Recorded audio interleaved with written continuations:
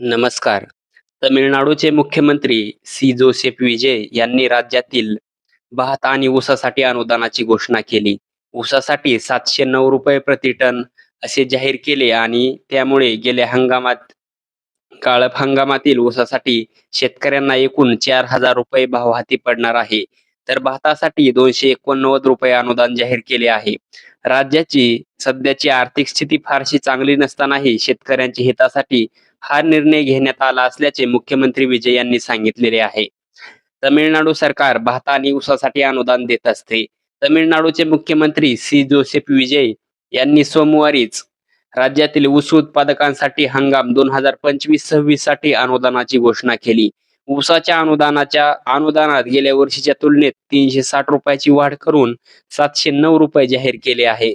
केंद्र सरकारची एफ-आर-पी 9.5% उतार्यासाठी ₹3290 होती.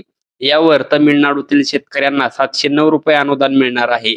त्यामुळे ऊस उत्पादकांना एकूण ₹4000 असा भाव मिळणार आहे.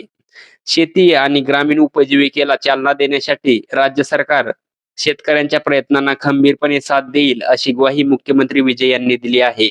ते म्हणाले, "भात आणि ऊस पिकवणाऱ्या शेतकऱ्यांचे कल्याण आणि हित जपणे आवश्यक आहे." तर हे तमिळनाडू सरकारने जाहीर केलेले आहे. तर मी इंटरनेटवरती असंच पाहिलं, की नेमकं महाराष्ट्रातही असं काही अनुदान जाहीर वगैरे होतं का?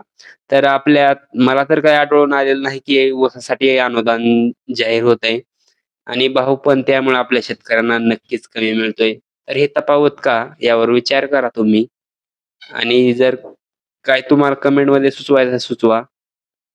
धन्यवाद.